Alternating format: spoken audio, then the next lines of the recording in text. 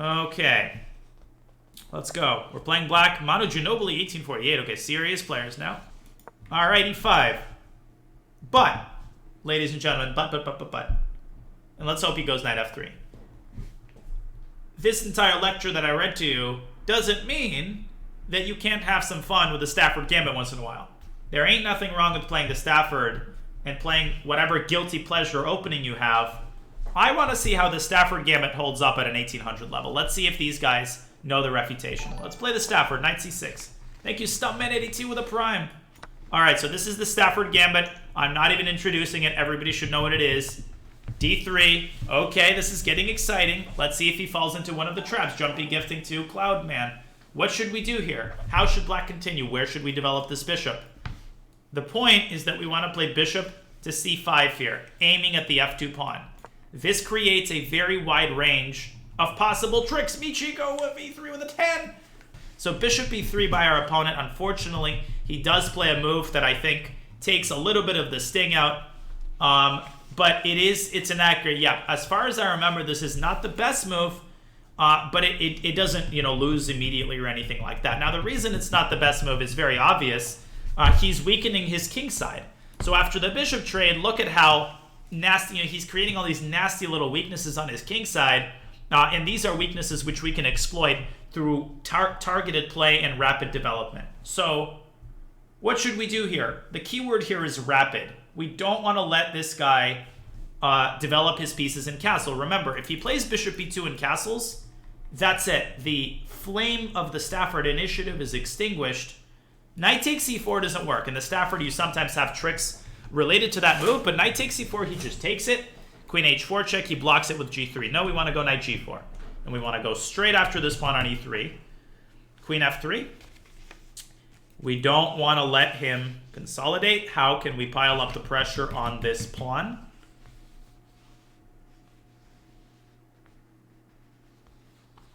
Not knight e5. Guys, don't fall into the queen syndrome. Don't play knight e5 just because it attacks the queen.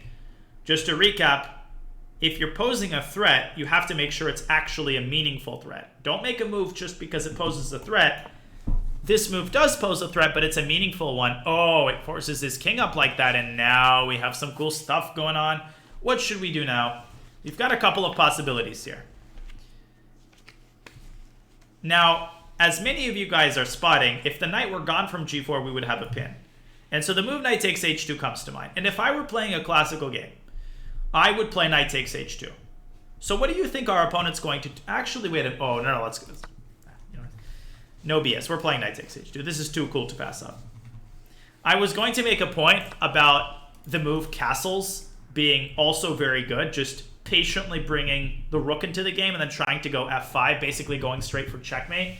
But this move is too cool to pass up, so we're going to indulge our guilty pleasures here.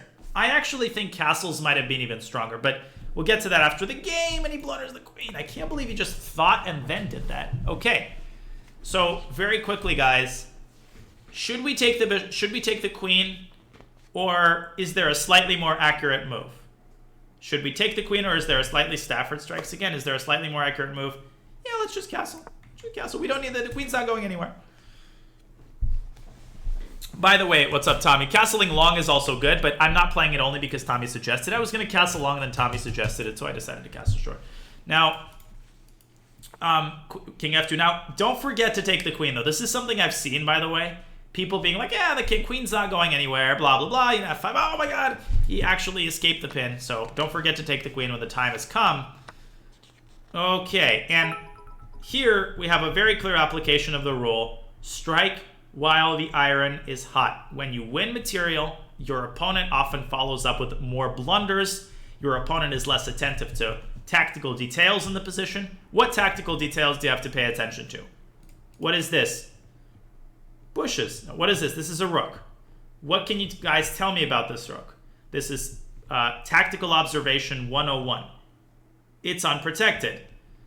Is there anything else that's undefended? There's actually only one other relevant thing. Pawn on e5 is a classic right triangle. It's a classic right triangle, chat. I mean, this looks like isosceles. Queen e5. The classic isosceles triangle, chat. This is a fork, and not only do we win b2, but we're going to take all of the other queenside pawns. Give me that. And then give me that, and then give me that. And our king is perfectly safe here. The game is over. This is nice. Now, assuming it goes rook b1, and we want to win as efficiently as possible, the funny thing is, guys, which pawn should we take here? Now, we can take c2 and then take a2, but here's the thing. Could a case be made for taking on a2 immediately? Well, the answer is yes, because I'm asking you. Who can tell me why it might even be stronger to omit taking the pawn on c2? Well, yeah, it creates a password, but I would argue, folks, that we can take on c2 and then take on a2 by force. So it's not only the fact that we create a passer, because we create a passer in both lines, but there is a specific reason. Yeah, so this is a little bit subtle. If we play queen takes c2, he can walk his king over to g3. You guys see that? That opens up the defense of the rook to the knight. Moreover, that x-rays the queen. So later on, when we start pushing our a pawn, he might be able to find a way to get that h2 rook into the defense. This is largely irrelevant. We're totally winning. But do you guys see how this might actually help him involve another defender? Whereas by keeping the pawn alive, we're creating like a natural plexiglass. This is like, COVID conscious move. That pawn on c2 is sectioning off the rook from its defense. Now, should we defend this pawn? Yes or no? And it's amazing, like, how instinctual is it to take this pawn, and yet I don't think it's gonna, push it. Push it, girl. Push the pawn, girl. Yeah, a4, a3, and the game is over. But I hope that makes sense, by the way. I hope what I just said made sense. a4. Yeah, good to see you, Michiko. Thank you for the 10 gifted. Oh my gosh. a3, trying to make him give up his knight for the pawn. I hope he takes on c7, because we have a very sexy winning continuation here. You didn't watch my video on the Stafford, guys. Snuffing the Stafford. Up on my YouTube channel from a couple of months ago. More like a year ago. So, you guys are welcome to take a look at it. And I just want to give a big shout out to my man Eric Rosen after the game, because I always crap on him, jokingly of course, but for once I'll give him a genuine compliment. I think Eric, when I released that video, part of me was like, man, I don't want this to come off wrong. I don't want this to seem like I'm trying to snuff out, what Eric is well known for. And I think I made that clear in the video, but Eric also went out of his way to recommend the video and to be super wholesome about it. So I just really, really appreciated it, and I wanted to give him a shout out about that. So anyways, as if anybody needed any more evidence that he's like the most wholesome streamer ever. Okay, so what should we do now? What should we do now? Okay, so queen takes c4 is the fancy move I was talking about, but we can't take the knight. Well, it's not a good idea. Queen c4, dc4, a2 gets a little bit too fancy. Be very careful. Look at the whole board. Can he prevent a1 equals queen? He can play rook h1, and then we will have to basically start over again because we'll only be up in exchange. So when in doubt, don't go for the fancy move. Again, that's been a theme today. Always go for the simplest continuation if you're not sure. If you're not absolutely positive that the fancy continuation is winning. So queen a1 followed by a2, and the game is over. Unless he plays bishop f5. Don't pre-move a2. Still, to the very, very end, you have to be vigilant of your opponent's counterplay and be respectful of your opponent in the sense that you're not just waving your hands around and pre-moving everything. You're still applying good practices. You're still asking yourself what the threat is on every move. Okay. And of course, he's the most toxic streamer ever. Always go for the fancy variation no matter what. Exactly. All right. No threats. You can play a2. And I remind you guys, you can always check the VOD. I know it's not the same, but you can check the VOD for the latest speedrun videos. You might have to do a little bit of hunting, but I will never make VODs. I'll never put them behind a paywall. so you'll always be able to look at the last speedrun if you missed it for whatever reason. What should we do here? Queen d1 check, and then a1 queen. Yep. All right. Well, only because I find it a little bit annoying myself. When I want to watch somebody's VOD, honestly, I understand what the motivation is behind doing it subs only. I don't fault anybody for that, but to me, I feel like, you know, it's more, makes it more accessible if anybody can watch it. Okay. Thanks for the link, Jumpy. Now let's take a quick look at this. I will completely defer to Eric for all of the Stafford videos. I'm not going to just rehash the Stafford Gambit traps. Eric has several videos that are expertly made, and he talks about all sorts of traps. Now, in my Snuffing the Stafford video, the line that I recommended, if I remember correctly, we start with d3 as my opponent did. After bishop c5, who can tell me what move? Yeah, so bishop e2 now. Bishop e2 is one of the moves, but I think that I've already forgotten what I recommend. But yeah, you start with bishop e2. I think that most people play h5 here, and then we play the very simple and very nasty move c3. Or do we play? Trying to remember myself what I recommended. It's been a while since I've reviewed this, because yeah, I think that's it. Bishop e2. If they go knight g4, then we simply take it. Queen h4. And now I think that we're supposed to go something like queen f3 and queen g3. I think that's what I was recommending. And this forces a very desirable queen trade. So, you know, that's something you have to investigate. But just take a look at my video if you want to know how to play against it. The point of c3 is to prepare the move d4, slicing off the bishop's contact with f2. That's the key. And that basically ends all of black's counterplay. Black has very little compensation for the pawn. So Stafford is a good opening to have as a backup weapon. Bishop e3, bishop e3, fe3. And bishop e3 is inaccurate on this very account. Now, here's the thing. Why shouldn't you have the Stafford as your exclusive opening, even if it works? Again, I'm going to beat a dead horse here because this is important. Even if the Stafford or whatever Gambit line you play brings you amazing results in the short term, I still think that you should have at least one opening that's a little bit more sound so that you can expose yourself to more positions and build up a solid foundation. That doesn't mean you shouldn't play the Stafford. You can do it for a little rating boost, but at some point people are going to know what to do, and then you're going to start regretting, man, I wish I had already been playing some sort of conventional opening, because I've actually encountered players who play incredibly offbeat lines. They get up to 17, 1800. I think Jeremy Silman talks about this, and then all of a sudden, they have to change their repertoire, and they've never played anything else before, so you can see how much trouble that could lead to. So queen f3, queen g5, and now, of course, a key mistake king e2. What should white have played here? The idea was correct to use the king for the defense, but paradoxically, king d2, I think, was better. I think the reason he didn't play it is because he thought it walks into a pin. Ironically, it's this move that walks into the more dangerous pin. This is not a dangerous pin. And, you know, we would have probably gotten the bishop out and then castled long. Black, I think, at this point has full compensation for the pawn, but it's a very double-edged position. Maybe the computer will still prefer white. Still, the Stafford has done its job. It's clear. So, king e2, knight h2. And I'll be honest, the reason I initially rejected this move is because of queen f4. And I thought that what this move does is it forces the queen trade. Forces the queen trade because how else are we going to salvage this knight?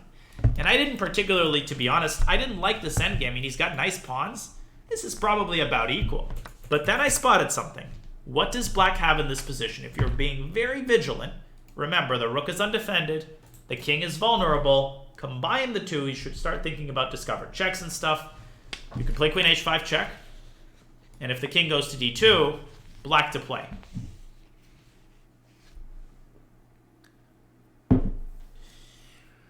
Whew. Black to play. Knight f3 is correct. Knight f3, queen h1. We're up in exchange. So if you're playing white, you should go king f2 with the idea of going knight g4, king g1. But after queen g6, we've managed to evacuate the knight. Even queen c5 might be stronger, forking the pawn and the pawn. So this is still amazing for black. That was the key move to spot. He blunders the queen, and the rest is history. Queen e5, striking while the iron is still hot, looking at undefended pieces and pawns, and then not taking on c2, using this as cover, blocking the h2 rook from participating in the defense. Had we taken here first, king g3, if we take on a2 now, if we play a5, guess what? Here comes the rook, and it joins in the defense, and it makes it a lot harder to push that pawn. Okay, the bishop is hanging, but you guys get what I'm saying. You guys get what I'm saying. Okay, queen a2, a5, a4, a3. Now, I was hoping that he would take on c7. Here, I'll think about it, Simon. We can play queen takes c4 and a2 because the bishop on f1 intercepts the rook's attempt to stop the pawn. When in doubt, though, you don't need to do that. You can just play queen a1 just like we did in the game. So I want to make it very clear that, I think some people indicated this in Reddit. But that was a good point. Sometimes I can get too caught up in the fancy continuation, and that could actually build bad habits. If you always try to go for the flashy line, you just blunder more. So I'm going to make it unequivocal that I always advocate for the simple solution unless you're totally positive that the flashy move works. Now, my idea for the encore is a little bit iffy. Has a focal for the prime. Here's my idea. I want to play the BongCloud. And the reason is that I want to play the BongCloud and show you guys how I would recover from that situation. What do you think about that idea? Because what I've done is I've given away a piece before and shown you how I recover from a position where I'm down material. What I haven't talked about, how do you recover from a position where your king is in crisis? So again, if my opponent, for whatever reason, watches this video, no disrespect meant. I don't like doing it, but I think it's a good idea. Let's go. Here we go. King e2, BongCloud time. BongCloud speedrun. Okay, so knight c6. Wow, you play that pretty quickly. So, why is the BongCloud bad? This is a funny question to ask. It's not actually bad because the king is on e2. It's bad because we lose castling rights. That's what makes it so debilitating, because our king is literally stranded in the center. And what we need to understand here is that we need to create kind of a makeshift wall for the king so that we can then buy ourselves some time. The ultimate goal is going to be to castle by hand. Our goal in such a position is to first build a very solid central pawn, sort of structure, and then use that time to buy ourselves some time and basically drag the king over somehow to the king's side. So let's get to work. First things first, we need to develop a couple of pieces. Let's go knight f3. Let's develop some pieces. And I've seen Hikaru do this. I think he's probably the world's leading expert on the BongCloud at this point. d5, that's a great move. Essentially, you want to play d3 and then get this knight out to d2, holding it very close to your king. So in this position, what you don't want to do, you do not want to take on d5. You certainly don't want to take on d5 because that opens up the center. That plays right into black's hands. So our only possible move here is to play d3, reinforcing the pawn on e4. I hope this is making sense so far. D takes c4. Okay, so he opens up the center, but that's okay. And if he takes the queen, then we've basically recovered. So I'm a little bit surprised he's done that so early. Unless he plays bishop d6, that would make more sense. Okay, he takes the queen. So amazingly, he really doesn't try too hard to challenge the BongCloud directly. Black is still better. We have to be careful. We're not out of the woods. Even though it's an endgame, that doesn't mean that our opponent doesn't have attacking chances. So white's position is still pretty miserable. And Sky, you're suggesting bishop b5, but think very carefully. Bishop b5, there's knight takes e4, and that knight is going to attack f2. So it's a little bit too early for aggressive play. We need to weigh the possible options for defending e4 and choose the move that's the most sturdy and stable. Thank you, pass me. Now, a lot of players, I think, would go knight c3. Here, Neo 19-10101 with a 5, damn girl. But knight c3 is inaccurate in my opinion. Could somebody tell me why? Why is bishop d3 better than knight c3? There's two reasons for this. Two reasons. The first is that knight c3 allows bishop b4, which harasses the knight and threatens both to ruin white's pawn structure and to win the pawn. What's the second reason? Well, there's a related reason. It develops the rook, But also, think about which side black is likely to castle on. Think about which side black is likely to castle on. Where do you think black is going to castle? Yes, black is going to castle long. And guess what we would like when black castles long? If only we could make sure that the rook on d8 would not give a check. Well, that's why we play bishop d3. This bishop looks bad, but when you're defending, as I've said many times, bad bishops defend good pawns. And when you're on the defensive, the glamorousness of a move, how cute a move looks or how nice it looks should be very last on the priority list. It should be not something you're concerned about. Now, we need to identify at this point the potential sources of danger, and we need to find a regrouping ASAP that's going to deal with them. So what is he actually threatening? Let's take this one step at a time. What is he actually threatening here? He's not threatening to take. That's not a serious threat. It ruins our pawn structure, but that's okay. How can he exploit this pin in a more incisive way? He can play knight to d4. This is a very, very nasty move, as you guys should see, because that knight on f3 is going to get caught under fire, and that just looks nasty. So the move c3 comes to mind in order to cover this square with the pawn, but c3 has a very obvious drawback to it. What is the drawback of c3, and is that a deal breaker? So I want the drawback, and does that drawback mean that we shouldn't play c3? Who can tell me? c3, he castles long, and the bishop on d3 has lost its protection. But let's calculate just one move further, guys. c3, castles long, and what the c3 move accomplishes, that's the genius of that move. It creates a little envelope on c2 for the king.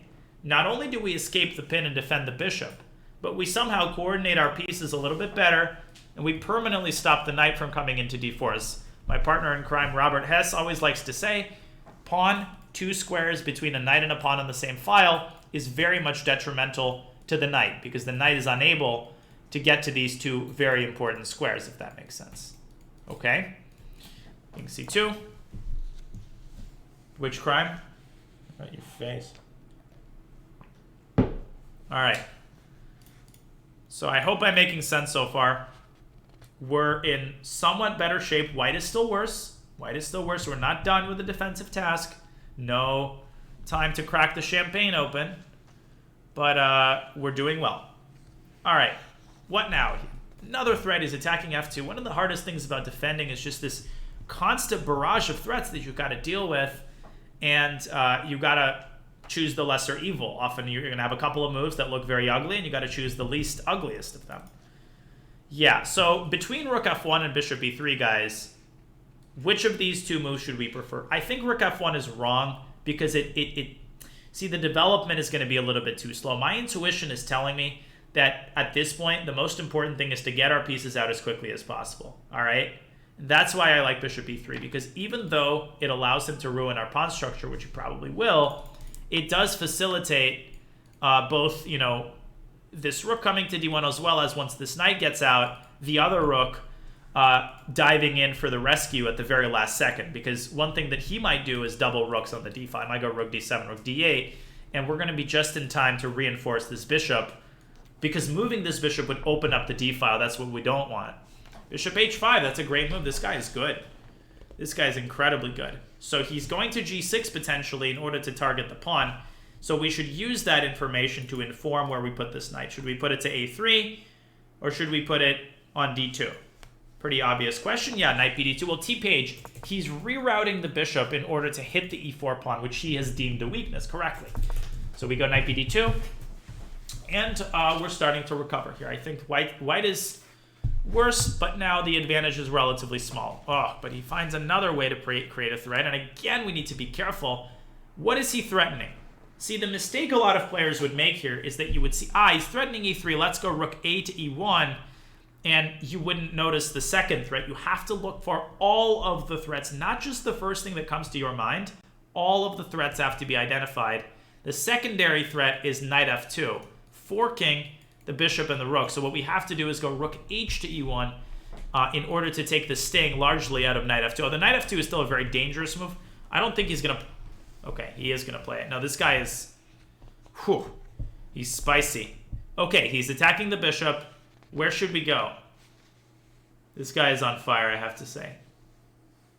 Yeah, but h3... Well, bishop b2 is too passive. Then he goes bishop g6. Then he goes bishop g6. I think we should go bishop b5. We should at least try to somehow create some threats of our own, maybe buy ourselves a little bit of time. The correct move for black here is bishop g6. I mean, this is some serious high-level chess if he plays it. But let's see if he finds it.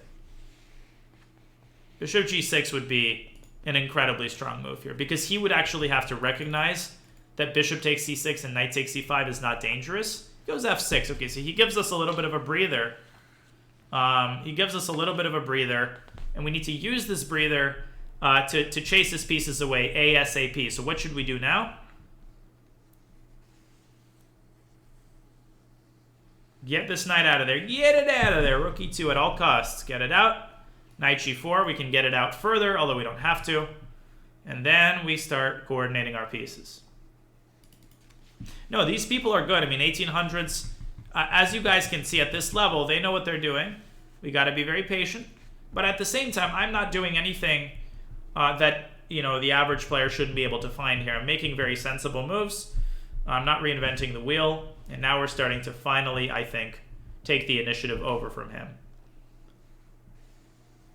So, see guys, the problem with h3 is that it's too slow. He would have played bishop g6, and the e4 pawn would have been indefensible. So we have only a very narrow window of opportunity to get rid of his knight.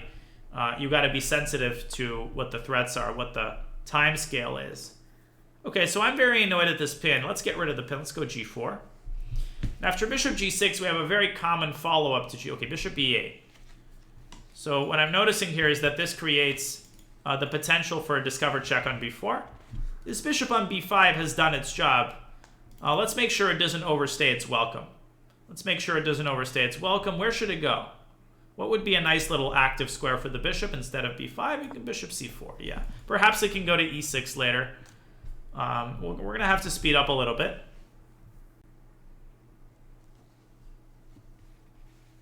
Yeah, we could have also got... Bishop a4 doesn't really solve the problem of a discovered check against the bishop. Bishop d3 would have also been possible. Yeah, bishop d3 would have been okay, although the bishop, of course, is just more active on c4 than it is on d3. Knight f7. Okay, so he's getting the knight to d6. We want to involve all of our pieces, right? We've got this opportunity. Let's get the rook to d1 to contest the d file. Okay, this should be pretty obvious. And now where should we put the bishop? We could drop it to b3, but more active is to play bishop e6 check. But the issue with bishop d6, bishop e6 check is that, well, actually, no, let's go bishop e6. Wow, he's outplaying me here. King b8. All right. So we need to retool our pieces in order to lessen the pressure. Just get the pressure valve down a little bit. How do we do that? What do we do here? What do we do? How do we try to throw some water onto the fire here? See, the problem with king b1 is that it leaves the rook on d1 undefended. We don't want to do that. One option is to make a semi-waiting move. When in doubt, when you don't know what to do, make a waiting move. So make a move that's going to be inoffensive, a move such as rook e to e1 in order to secure and connect the rooks. Now you'll be able to drop the king back without fear of this rook being undefended. Our ultimate plan here is going to be to trade as many pieces as possible to alleviate the pressure on the pawn. But this guy is just crushing it here. Bishop g6. If we play bishop f5, he's going to play the genius move bishop f7, and our bishop on f5 is stranded. So we have to go knight h4 and try to get rid of that bishop, even if it means sacrificing a pawn. This is a pawn we are willing to give up under the right circumstances. Okay, bishop b4 is correct. Knight takes e4. Okay, he takes. All right, guys. So what we're going to try to do now, and this is not looking great. I got outplayed here. Is yeah, knight f5. He goes g6. It's like we've got a lot of good-looking moves, but they all fail for these interesting tactical reasons. I think we're going to go knight f5. Try to activate the knight instead. Yeah, very accurate, Andy, but we'll have a look. The knight f5. trying to involve the knight, activate it, and slam it into h6 in order potentially to come to f7. The problem is he's got the very nice move, knight g5 here if he wants. He takes first. It's a little bit odd. Knight c5. All right, so we have a very interesting move, bishop g8. Again, guys, no accusations categorically unless like until we look at the game. I don't want to hear any like implications. I mean, obviously this guy is playing very well. It's not a secret, but we're gonna make sure to keep it real until there's evidence. I don't think he's cheating actually. I think he's just a very good player. We're gonna go b4 here to chase the knight away. Why are we chasing the knight away? Because we want to pave the way for the rook to come to d7. Why are we putting the bishop on g8? In order to lock out the rook. We're trying to lock out the rook and use that opportunity while the rook is locked out to activate our own pieces as quickly as possible. Yeah, if anyone's cheating, it's me. Exactly.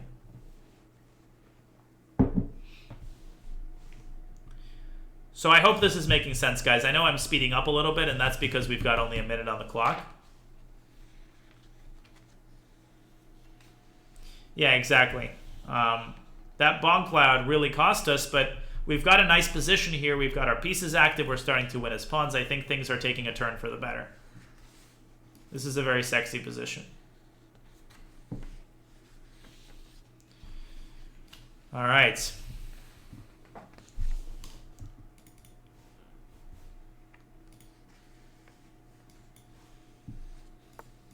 F5.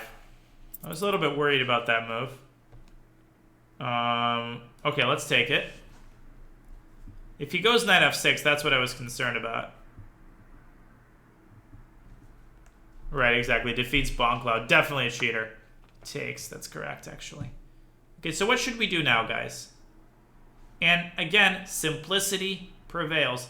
Don't do anything crazy here. Just try to win the maximum number of pawns. Try to win the maximum number of pawns. Now, if we go rook g7, trying to go knight f7, then he plays knight f6. Okay, he plays knight f6, and we won't be able to go knight f7 because he takes on g8. So the simplest is to take on h7 with a rook.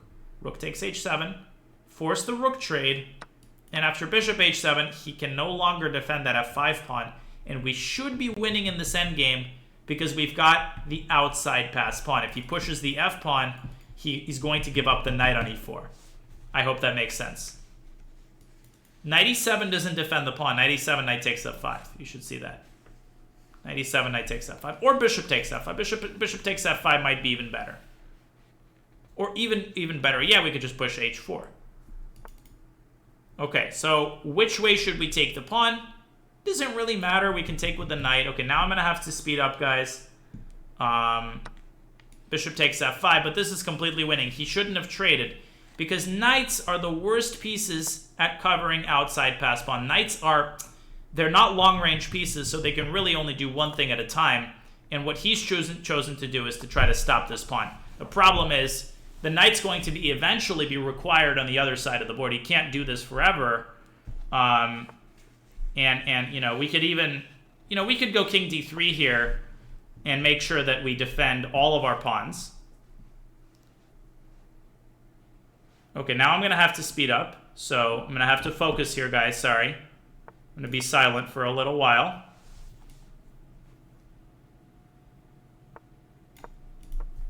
I'm going to pre-move king takes c5 and walk the king over. Yeah, don't be nervous. The situation is completely under control. I just have to focus. Don't be nervous. The situation is, I promise you, the situation is under control.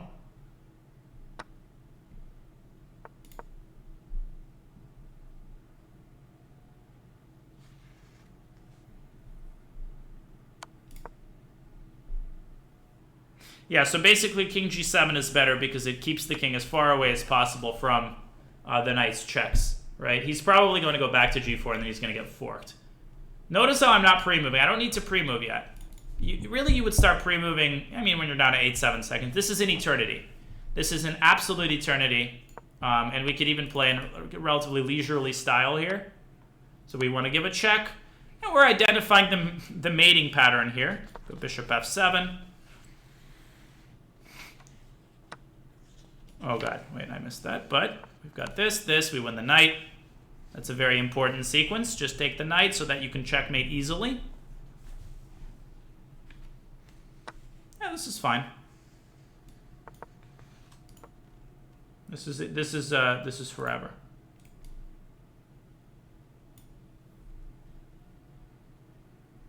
Don't even need to pre-move here.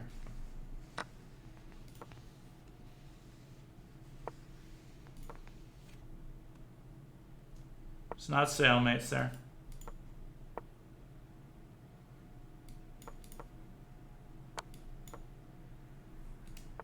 Oh my gosh, I almost stalemated him there, by the way. I was very close to stalemating him there. We need to.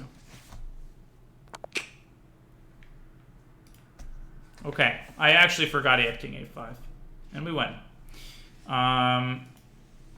Nice, nice, nice. So that was the hardest game we've had so far. That was a serious, legitimately difficult game. And I'm very happy that you guys were along for the ride. Let's take a quick look. That's how you recover from a BongCloud. That was difficult. Kudos to our opponent. That was a very high quality game, I think. Let's check the accuracy. I'm pretty sure that probably was diluted given our endgame play. But a huge kudos to my opponent. This guy's definitely legit. And he played an excellent game for essentially the whole stretch. 97.6 to 91. High quality chess being played here. Okay. Yeah, I was doing my best as well. Good stuff, good stuff. So king e2, BongCloud. Now, the funny thing is, I'm sure the BongCloud has been actually analyzed by some people. I don't know what the best line is for black. I would imagine, I think the eval is something on the order of -2. So it is losing. I mean, the BongCloud is losing. And I would say that the simplest is to play knight f6 and d5. You want to try to open the center up as quickly as possible. I'm not sure why he played knight c6. That gives us a chance to develop the knight, and every developing move here is worth its weight in gold. d5, d3, and this is where black definitely made a mistake. I mean, taking the queen here, it greatly releases the pressure. So I'm shocked, you know, given how amazing his play was. I would just go knight f6 here, and the setup that I would have adopted is the sort of Philidor setup. We would have gone knight b to d2, then try to go c3, creating the sort of barbed wire fencing, not allowing him to get to d4. Particularly if he plays bishop g4, we want to go c3 to prevent knight d4, and then eventually, you know, I've seen Hikaru do this a million times. What you're trying to do, you don't always accomplish this, but what you're trying to do is somehow go like g4, queen c2, we need to defend this pawn, then bishop g2, rook e1, and king f1. So like that's the ideal setup. Whether or not we get that done depends on how astutely black is able to handle this position, although it's sometimes not that easy to prevent this plan. Once we go king f1, we're more or less fine. The king is safe. So that's going to be the sort of bottom line idea. King takes d1, knight f6, bishop d3. So again, we're making moves here not because they look glamorous, but because they defend against the immediate threats. Bishop c, king c2, bishop c5, bishop b3. No, not bribery. I'm doing this to illustrate ways that we can play the BongCloud and then recover. You know, trying to showcase various defensive methods. Although bribery is always welcome in this channel. Always welcome. So bishop e3, takes. Bishop h5 is an excellent move, and I just want to compliment my opponent for this move, because the bishop comes to g6. Now, it was my idea. The bishop comes to g6, and he identifies the biggest weakness in our position. Okay, knight bd2, knight g4. Again, we identify all of the threats. Knight takes e3, knight f2, and we go with this rook to e1. And I think our opponent played perfectly up until this moment. I think here he played the move f6, which is just a little bit too slow. I think bishop g6 would have been much stronger, and the reason he rejected it, I imagine, is because of bishop c6, bc, knight e5. But if you calculate just one step further, what should black take on e4 with? This is a tricky question, guys. Well, we went bishop b5 because our bishop was attacked. Knight takes e4. And the whole point is that if we play knight takes g6 and say, ah, I gotcha, that knight on e4 has lost its defender, Nope, rook takes d2, intermediate move. And if knight takes c4, then bishop takes c4, and the king is really caught in the crossfire here. I mean, king b3, f6 is a very strong move. Fork? Nope. Fork of my own, bishop d5. Fork that. Fork over the knight. So f6, rook e2, we chase the knight away. We create a little bit of a bind on the king's side. We reroute the bishop to a good square. We make a waiting move just to correct the positioning of our rooks. And ultimately, I think he started going, this was good, this was good. Ultimately, I think he started going wrong when he gave up the d-file. There was no need for him to give up the d-file. I think knight g5 would have led to an excellent position because then knight covers f7 and attacks the bishop, and it attacks h3. So clearly black is in the driver's seat here. We can still play bishop d7, looks like a good move. You know, if knight h3, we can still fork. So, you know, we can play. But after he gives up the d-file and then allows us to basically imprison the rook, things get really sticky. Now we pave the way for the rook to come to d7. We start taking a bunch of his pawns, and the rest is essentially history. So that was a very difficult game. I could analyze it more thoroughly, but I'm feeling pretty exhausted, guys. I hope you'll forgive me. You know, I think it's about time I called it a morning because I am freaking exhausted. Okay. Nah, you're all good, Simon. And I see you copyrighted it too. Yeah, so thank you guys, you know, a million for the support. Every sub, whether it's to my Twitch or to my YouTube, it really, really helps. The support is much appreciated. You know, so we have a great little community going here. Not so little anymore. And I want to thank everybody for participating, contributing to the games and to the discussion and asking good questions. It all plays into why this place is magical. My job is pretty easy. So thanks to all the mods. I'll see you guys later. Thank you, everybody, for hanging out. I hope you had a good time. Thanks for the tremendous support. See you guys later.